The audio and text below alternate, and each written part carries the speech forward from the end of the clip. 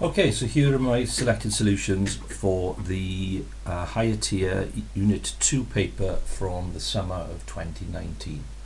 Using the grade boundaries that we've been working with from the most recent November 2023, you can see here that if we get everything right that we've covered in class since January, we're going to be fighting for an A, so that's pretty good.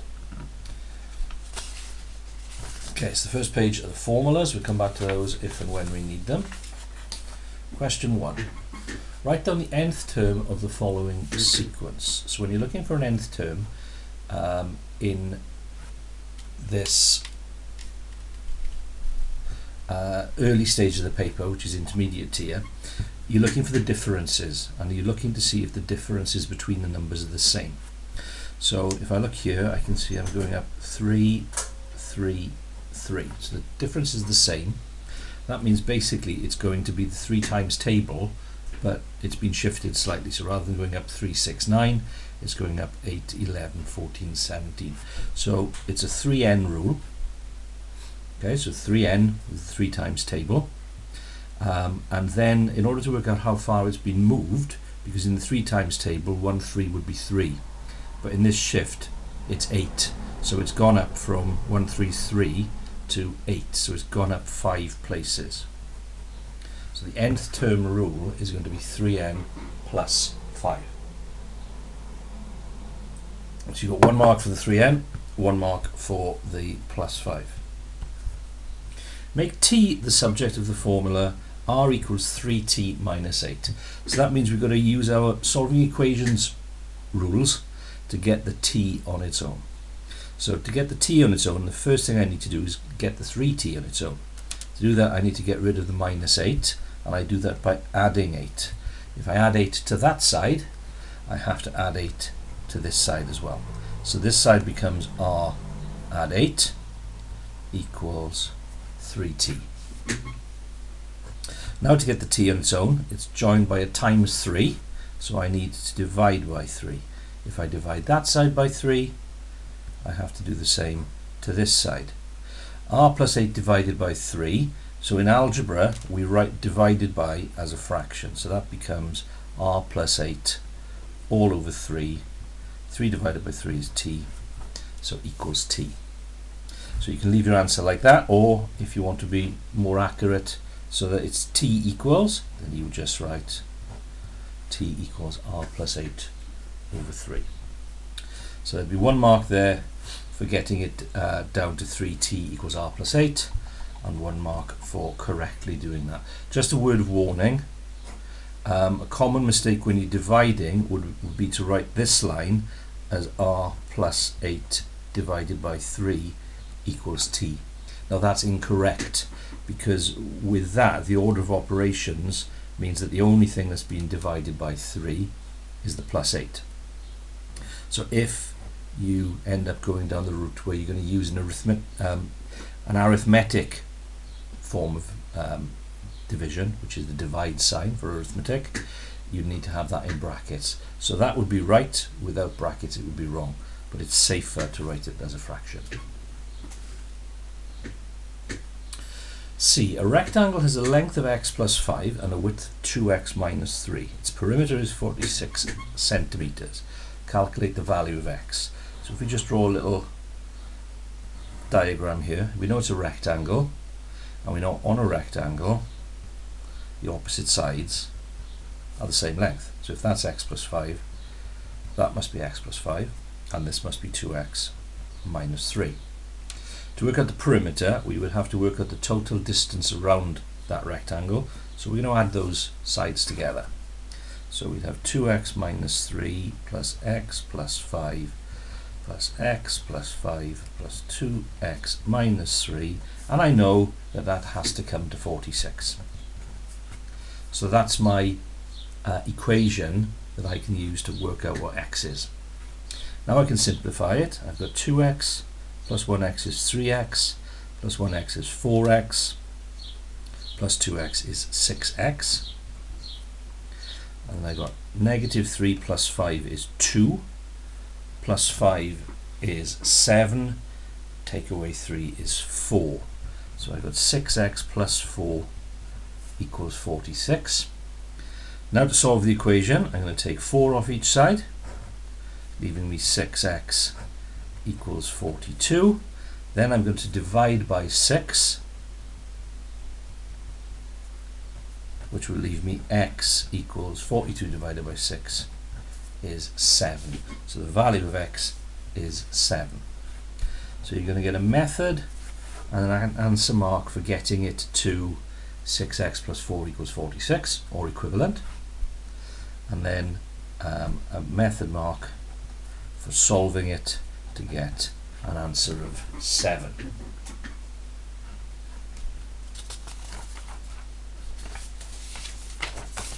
Question 2, so this is the OCW question.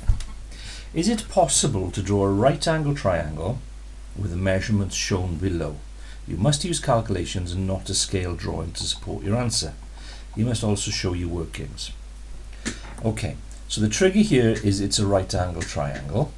Right angle triangles on a higher tier paper, usually the first thing you're tested on is Pythag, the second is trig. This is question 2. We definitely haven't had a trig question yet, so I'm thinking about Pythag. Now I know that with Pythag, in a right angle triangle, and Pythagoras' rule only works in a right angle triangle, then the square on the hypotenuse, the longer side squared, must equal the two shorter sides squared added together.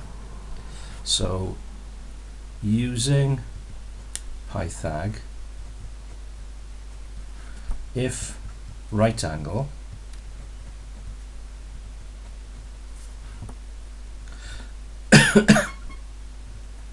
square on the hypotenuse 25.6 squared must equal 12.8 squared plus 22.7 squared. If that's true, it's a right angle. If it's not true, it's not a right angle. So 25.6 squared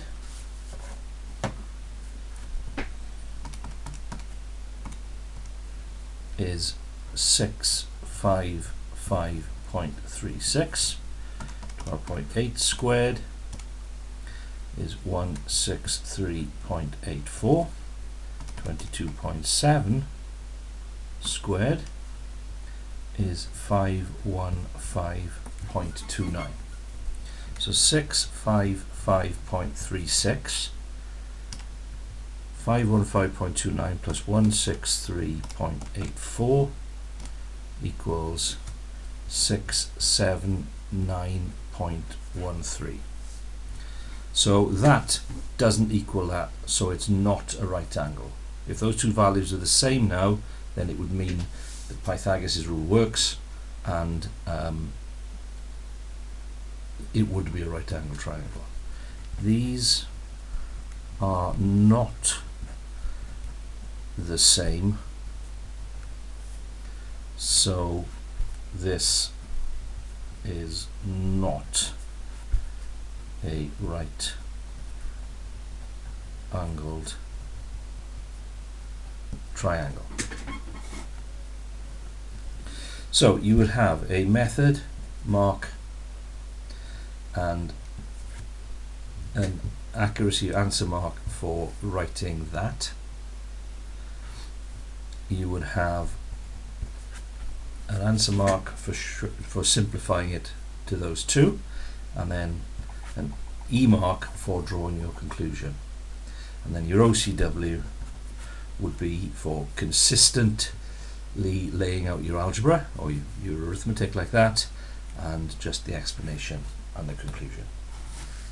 So sometimes, it doesn't happen very often, but sometimes a Pythag question can be one like that, where it's giving you all three values and asking you to determine whether or not it's a right angle triangle. So just be mindful of that.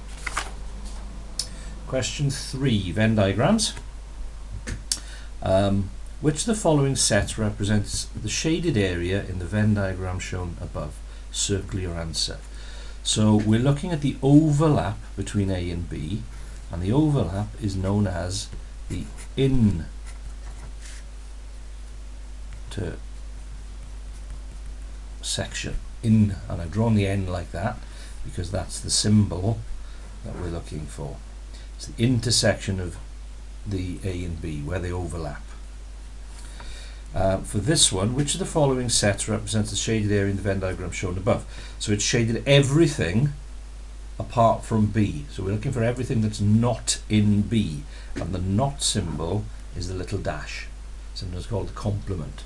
So B complement, B dash means everything that's not in B.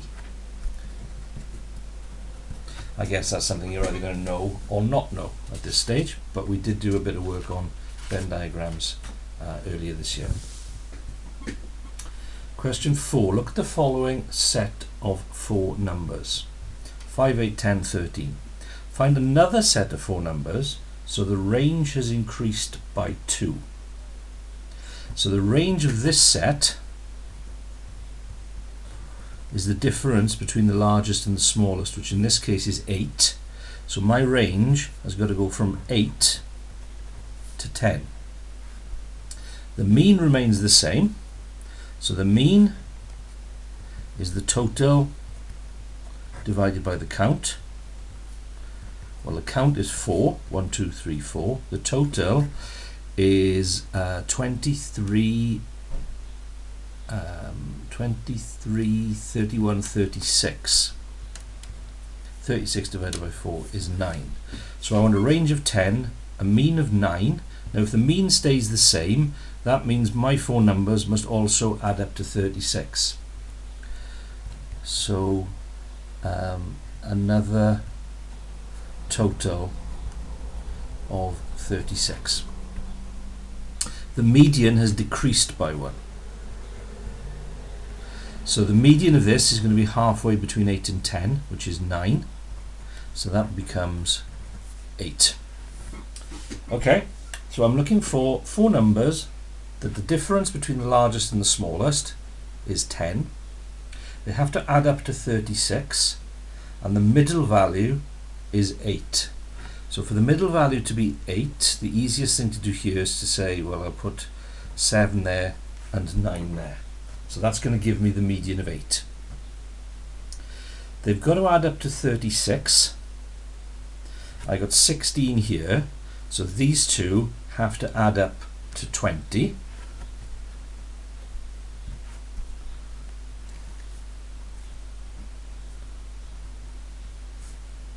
And they have to take away to give 10. So I'm looking for 2 numbers that add to 20 and subtract to 10. Okay? So 5 and 15 will do that. They add to 20 and they subtract to 10. I've kind of cheated a little bit there just so that I don't dwell on it for too long on the video clip, but you could just try, well, okay, well, what if it's 20 and 0? Well, they'll add to 20, but they won't take away 10. What about 19 and 1, and so on, and you'll eventually come up with that. So there's 3 marks for that. One of the marks will be for figuring out what your new range, mean and median are going to be, and then there'll be 2 marks for different combinations which meet those criteria. No, it won't, sorry. There'll be 1 mark if your answers meet the range criteria, 1 mark if they meet the mean criteria, and 1 mark if they meet the median criteria. Question 5.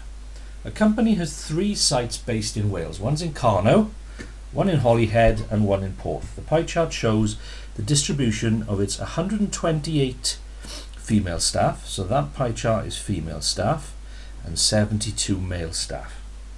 A person is chosen at random from the company's 200 staff members. What's the probability that this person works at the Porth site? So for the probability, it's going to be out of 200 because all of the staff are going to be included. So what we need to work out is how many females work in Porth how many males work in Porth, add those together, and that'll give you the top part of the probability. Now I can see here that Porth is a right angle, so that's a quarter of the pi. So female at Porth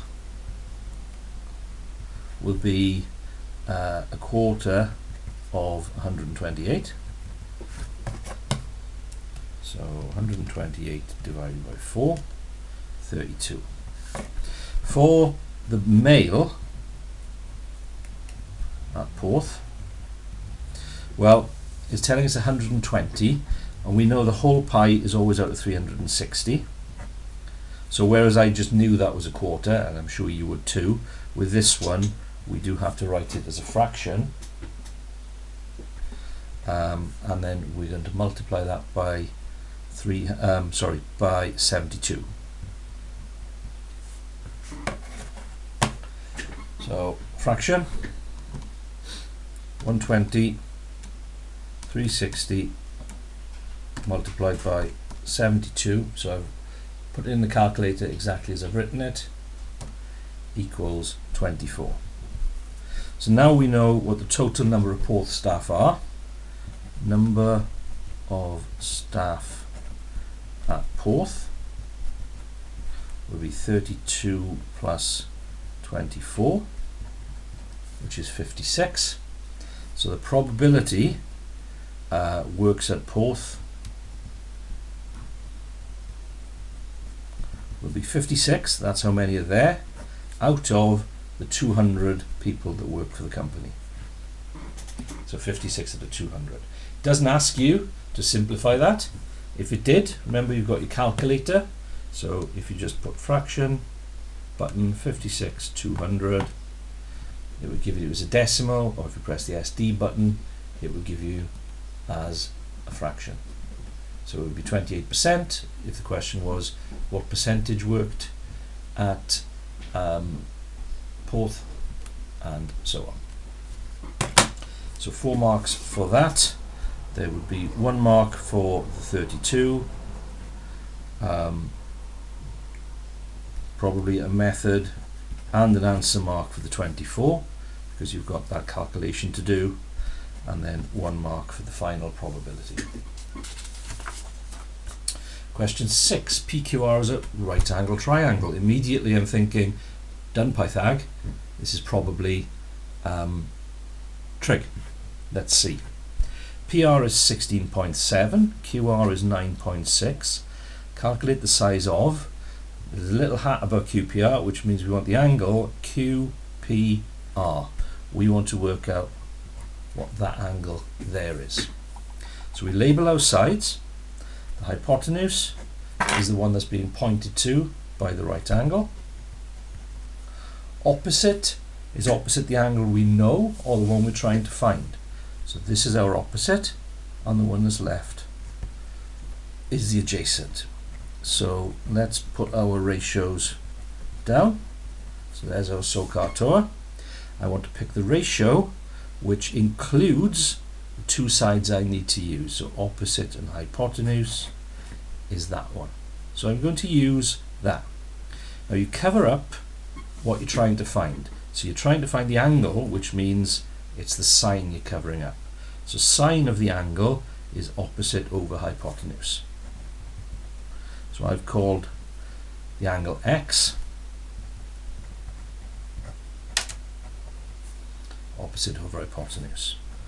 So sine of X is 9.6 over 16.7.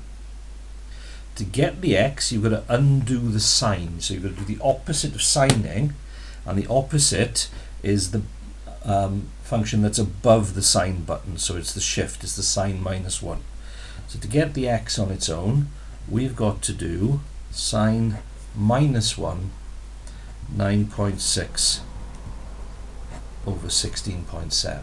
So on the calculator, shift sine opens up the bracket, fraction button, 9.6 on top, 16.7 underneath, move out of the fraction, close the bracket, 35, and it doesn't ask you to give it to a degree of accuracy, so you could just write that down and you'd get it right. But generally, look at the accuracy in what they're giving you. It's 1 decimal place, so we'd round this to 1 decimal place, which would be 35.1 degrees. So 3 marks for that. 1 mark for the sine equals 9.6 over 16.7. 1 mark for turning that into a inverse sine, because you're trying to work at the angle. 1 mark for getting the answer right. Question 7. The Morgan family and the Smith family are on holiday in Aberystwyth. There are 7 adults and 2 children in the Morgan family and 4 adults and 3 children in the Smith family. Both families visit a craft centre. The entry price for the craft centre is X pounds for adults and Y pounds for children. The total cost for the Morgan family is £41.50. Total cost for the Smith family is £29.75.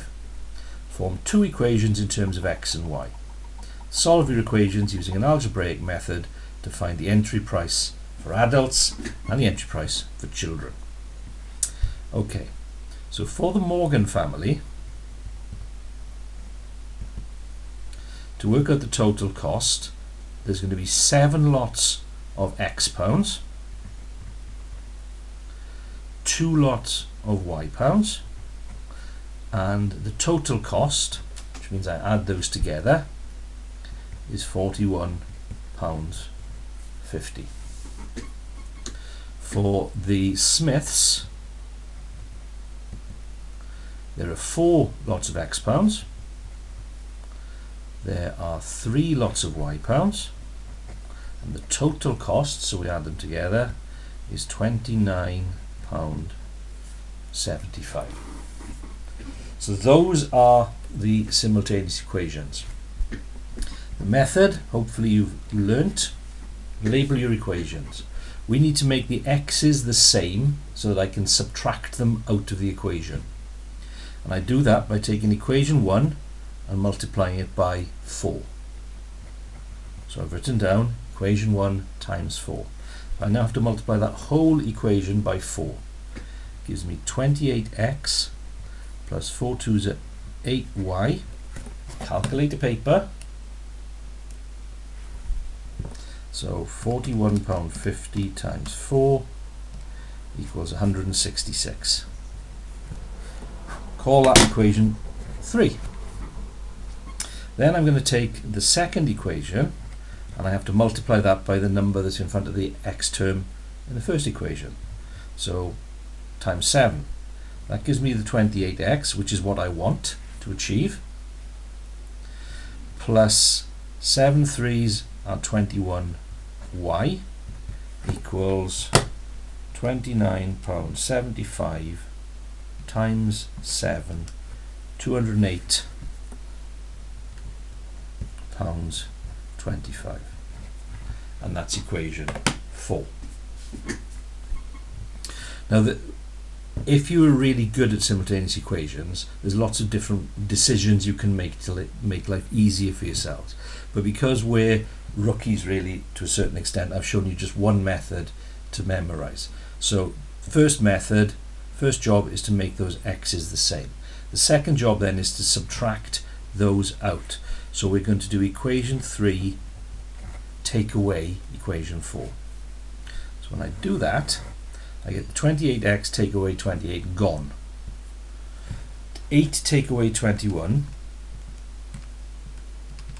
is going to give me a negative value. It's negative 13y. And 166 take away £208.25 is also going to give me a negative value, which is fine. We could have made that a little bit, we could have dealt with that by not having negative values. If we spotted, well, that's larger than that, that's larger than that. So rather than doing 3 take away 4, I could have done 4 take away 3. So that take away that, and so on. Doesn't matter, but I've just shown you the one method. To get the y on its own, I have to divide by negative 13, which means I have to divide this side by negative 13 as well. That leaves me y equals minus £42.25 divided by minus 13 equals, and that will give you a positive value then of £3.25. So the child entry price is £3.25. To work out the adult entry price then, I have to put that y into one of my equations, and I'm going to put it in 1. So substitute y in 1. So 7x plus 2 lots of y means 2 lots of £3.25, because I know that that is y, equals £41.50. 2 lots of £3.25, £6.50 equals £41.50. I want to get rid of the £6.50, so I subtract. That leaves me 7x equals £41.50 minus £6.50, 35. So 7x is 35. Divide by 7, I get x. Divide by 7, I get 5. So the adult entry price is £5. So 1 mark for writing down the 2 pairs, or the 1 pair of equations, a method and an answer mark for getting the first value, the y value, a method for substituting that in to get an equation with just x in, and 1 mark for x equals 5.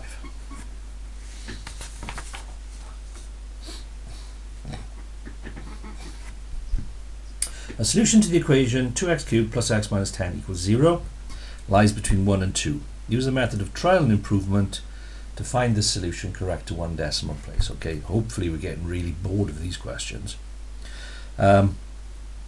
So my answer is either going to be 1.0, 1.1, 1.2, 1.3, 1.4, 1.5, 1.6, 1.7, 1.8, 1.9 or 2.0. Okay, we're going to end up with an answer of one of those. We eliminate as many as possible by starting with x equals 1.5. So try x equals 1.5. 2 bracket 1.5 cubed plus 1.5 minus 10. So I've replaced the x with a pair of brackets, and inside the bracket I slip the number that we're working with. So on our calculator we can type that exactly as we've written it. So 2 open bracket 1.5 close bracket, the cubed is shift x squared plus bracket 1.5 close bracket minus 10 equals minus 1.75. I'm looking for 0, so that's too small, too low. So there's no point me trying anything beneath 1.5. So I'm going to go 1.7.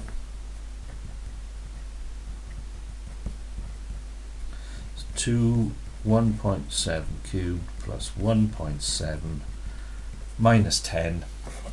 On my calculator I don't need to retype it, I've just got to go in with the cursor and change the 5 to a 7.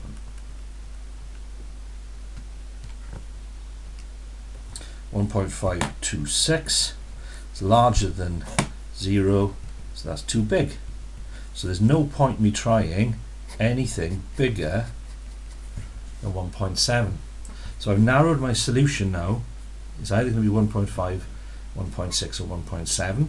I need to get it so that it's between 2 consecutive 1 decimal place numbers. So I've got to keep searching with 1.6.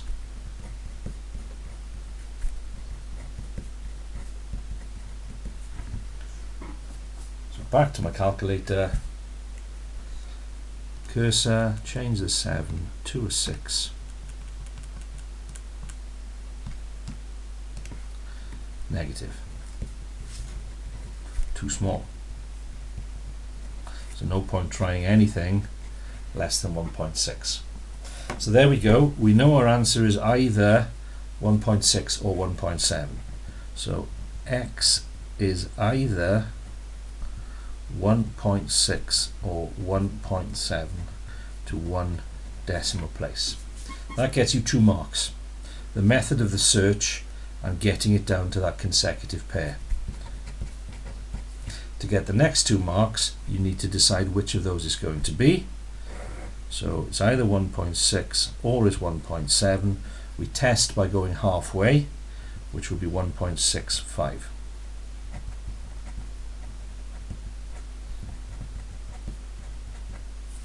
If 1.65 is too small, it means everything beneath it is too small, and everything above it rounds to 1 decimal place to 1.7. So if that is too small, the answer is 1.7. If that gives it a too large, it means everything here is too large and it lies in this region. Anything in this region to 1 decimal place is 1.6. So 2 bracket 1.65 cubed plus 1.65 minus 10.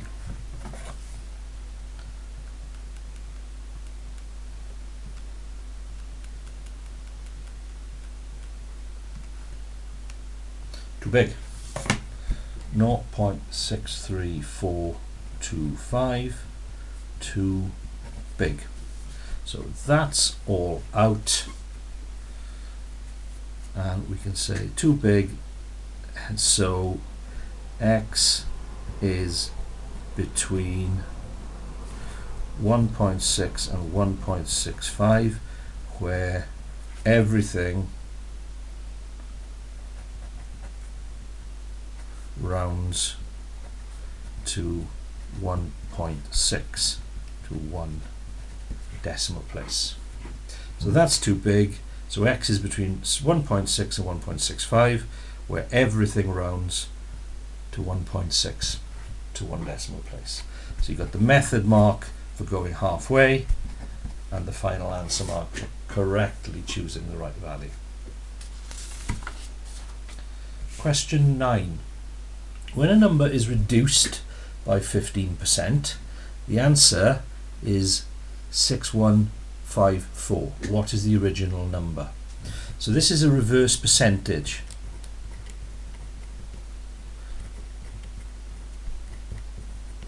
Which we practiced in the run up to November's numeracy. Okay, if the original number 15% reduced, if you're reducing an original by 15%, we've got 85% of the original equals 6,154. So it's a 15% reduction, so we're finding 85% of the original. Okay, so 85% times the original equals 6154.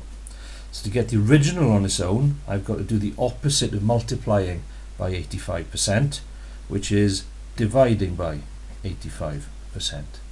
If I divide this by 85%, I have to divide that by 85% as well. So the original is going to be 6154 divided by, now it's up to you what you do here. You've got a percentage button on your calculator, which is shift and ans. So you could use that, or you could turn 85% into a decimal. Okay, so 85% as a decimal is 0.85. Okay, so you can either do, I'll show you that they both give you the same answer. Either you're going to do 6154 divided by 0.85, or 6154, I've written it as a fraction, so let's put it in as a fraction. 6154 on top, 0.85 underneath, 7240. But if you decided you were going to use the percentage button, 6154 on the top and 85% on the bottom, and you'll get the same answer. The important thing here is recognizing it's a reverse percentage. Okay, what you mustn't do is find out what 15% of that is and then take it off. Okay, it's in the second half of a higher tier paper. It's more complicated than that, but more often than not we cover that in numeracy. We can't do question 10. Question 11 is our negative scale factor, which we know is coming. So using point A as the center of enlargement. Okay, so let's call that point X, that one circle, and that one triangle. So to get from A to X, we're going left 2, up 1, 2, 3, 4. Left 2, up 4. 1, 2, 3, 4. So for the negative enlargement, we've got to reverse that. So it's going right, and it's a scale factor of 3. So it's going to be right 6, and then down 12. 3 times 4 is 12. So to get to X, I'm going right 6, 1, 2, 3, 4, 5, 6, down 12, 1, 2, 3, 4, 6, 7, 8, 9, 10, 11, 12. So the X ends up there. For the circle, I'm going right 2, up 2. So that becomes left 6, down 6. Left 6, 1, 2, 3, 4, 5, 6. 1, 2, 3, 4, 5, 6. So that one is there. And then the little triangle version is just down 1, 2, 3, 4.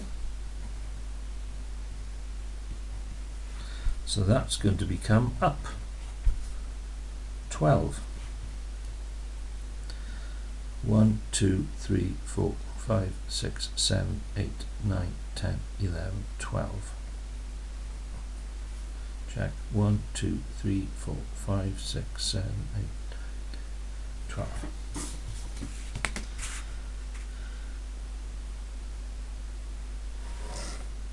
Make sure you use a pencil in case it looks wrong and you need to rub it out.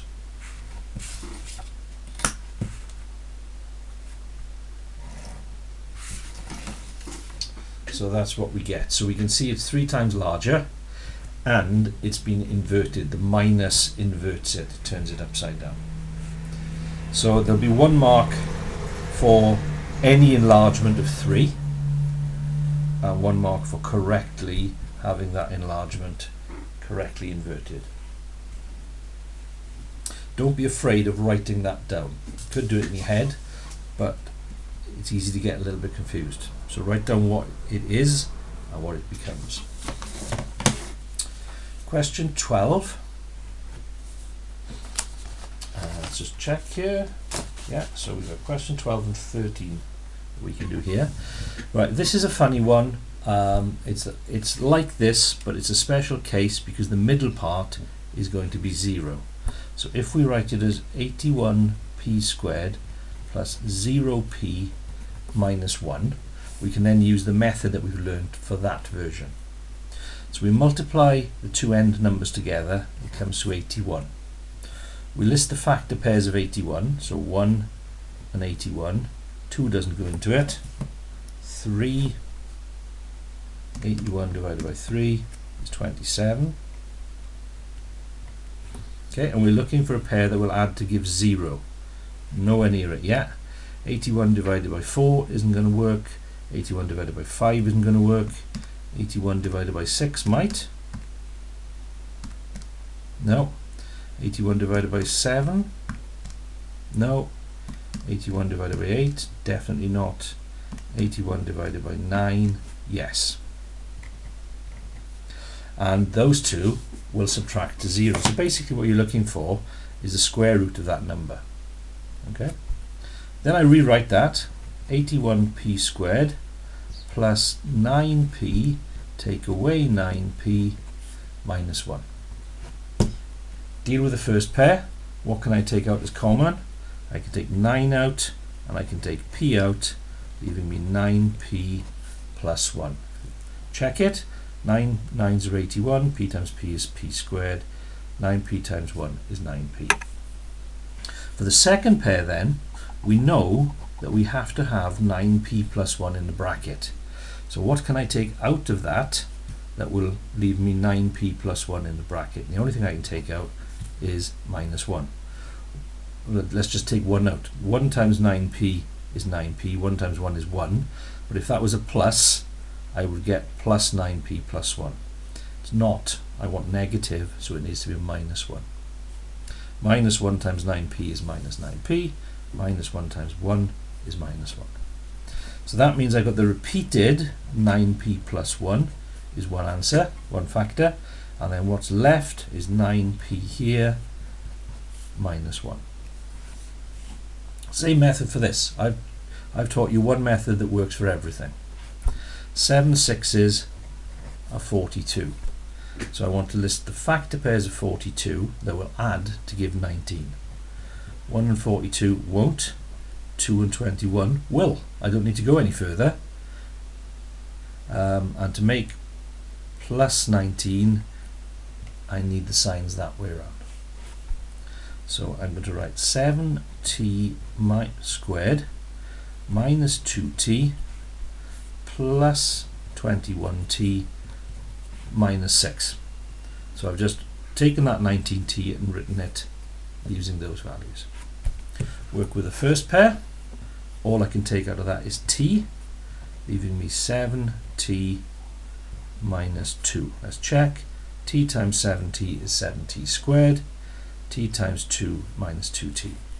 That means this bracket has to give me 7t minus 2 as well. What can I take out of that? I can't take 6 out, but I can take 3 out.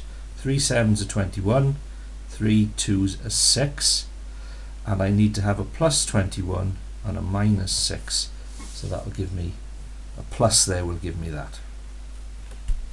So my repeated will be 7t minus 2, and if I take that out of there, it leaves me a t, and if I take it out of there, it leaves me a 3. If that question asks you then to solve that as an equation by putting equals to 0, then you'd say either that equals 0 and solve that equation, or that equals 0 and solve that equation. So we have got 2 marks there, 1 for getting it in a form to factorize, 1 for the pair, the same here. 1 mark for doing the factorization work, 1 mark for the right answer. Question 13. A car travels 300 kilometers, measured correct to the nearest 5. So it's an error, a boundaries question. It travels this distance in 6 hours, measured correct to the nearest hour. Calculate the least possible average speed of the car. So speed is distance over time. For that to give you a small answer, you want the smallest value on top. So for minimum speed, you want the biggest distance, the shortest distance taking you the longest to do. So you want the smallest number on top, so you want min distance divided by max time. So 300 measured correct to the nearest 5 kilometers. So if you're measuring in 5 kilometers, you're going to have 295, 300, 305, etc., etc. So the cutoff between 300 and 295 to be in this region is going to be, so the maximum would be halfway between 300 and 305, which would be 302.5, and this would be 297.5. So that's the minimum distance that will round to 300. So that's my minimum distance. For time to the nearest hour, 5, 6, 7. I want the maximum time. So the minimum would be 5.5 hours. The maximum would be 6.5 hours. Everything between there rounds to 6. So those, oops, just dropped my glasses. So those are the two values that I need to use. So the minimum speed will be 297.5 divided by 6.5. Give your answer correct at 2 decimal places. So 297.5 on the top, 6.5 on the bottom. Now, just to make sure that we get the marks for doing this part, I'm going to write down 45.7692 ... Okay, so that's just writing it down off the calculator screen. That's going to get me 2 marks. For the last mark, I need to round that to 2 decimal places. So for decimal places, you start counting after the decimal point. So 2 decimal places would be 0.76. Look at the next one, it's more than 5. 45.772 dp. If that question had asked you for 2 significant figures, we start counting here. So 2 significant figures would be those 2. Look at the next one, it's more than halfway, so it's 46. So to 2 significant figures, that would be 46. To 2 decimal places, 45.77. So method mark for having the correct limits, so the minimum on top, maximum on the bottom. Answer mark for 45 point, etc., etc., and a final mark for the 2dp rounding.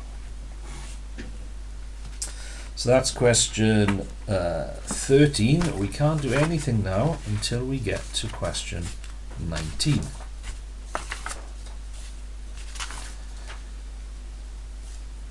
So question 19, triangle, no, we can't do question 8, that's 18. Question 19, use the quadratic formula. Okay, so they're being nice to you here. They're telling you to go to the front page and look at that.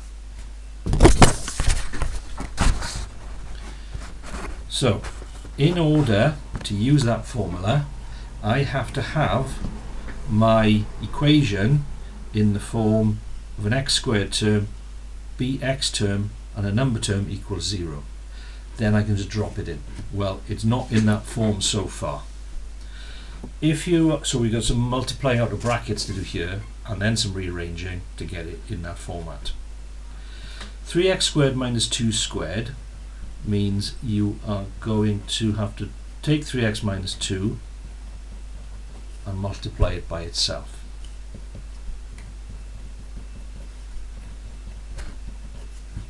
So we've got some FOIL to do. We've got some FOIL to do on this, and then the same on that. So we have to multiply the 3x by the 3x, the 3x by the minus 2, 3 2s is 6x, positive, negative, signs are different, answers negative.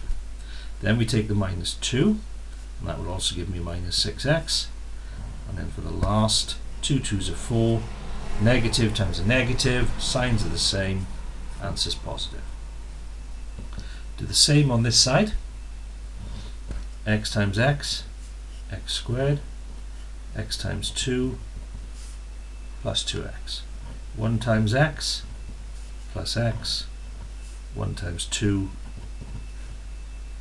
plus 2. Right, I can do a little bit of tidying up here. So I've got 9x squared minus 6x, take away another 6x, minus 12x plus 4. X squared plus 3x, 2x plus 1x, plus 2. Now, at the moment, I haven't got the equals 0 because I got all of these things on that side. This needs to equal 0, so I've got to take x squared off, which means I've got to take x squared off there. I've got to take 3x off, which means I've got to take 3x off there, and I've got to take 2 off, which means I've got to take 2 off there as well. So 9x squared take away x squared is 8x squared, minus 12x, take away another 3x, will move me to minus 15x, and 4 take away 2 will give me 2. And that then equals 0 because these all cancel out.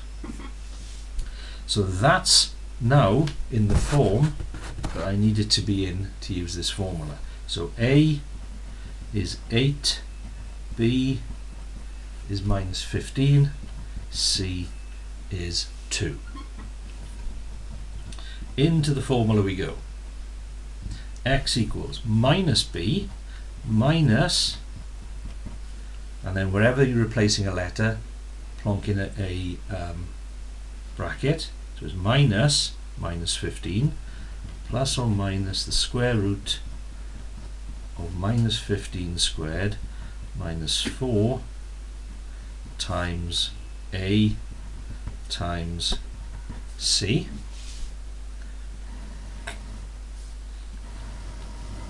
All over 2a. 2 times a. Finish with that now. Then we just simplify this until we can do no more simplifying without dealing with the plus or minus. So we've got minus minus, signs are different, sorry, signs the same, answer's positive. So that becomes 15 plus or minus minus 15 squared. So you've got to use the bracket, minus, close bracket, squared equals 225.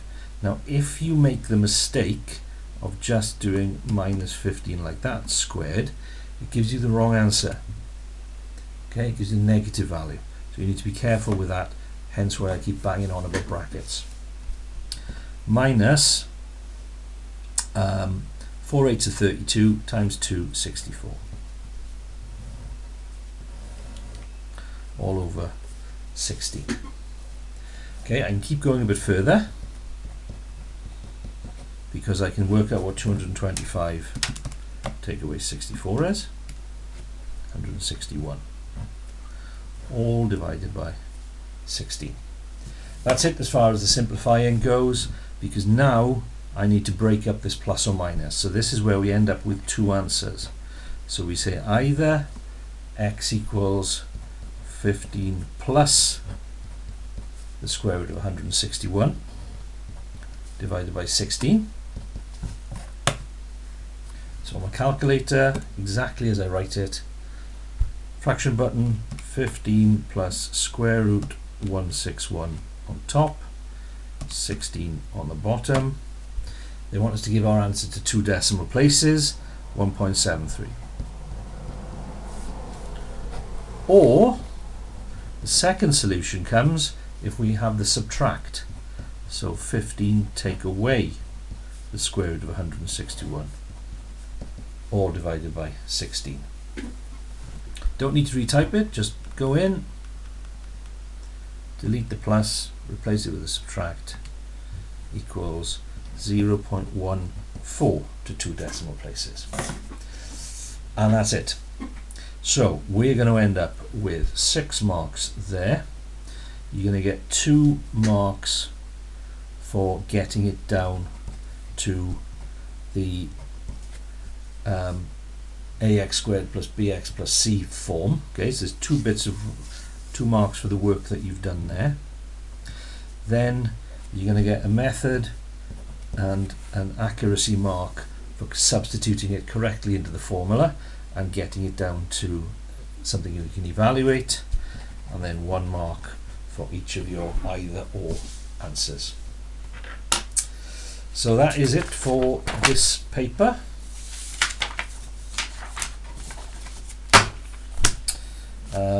we've ended up with question 12 doing it all. So there's 4 marks there, so there's a bit more, so that's actually at 50. Okay, so if you're really in the swing of these paper 2s, then the grade A is not beyond you by any stretch.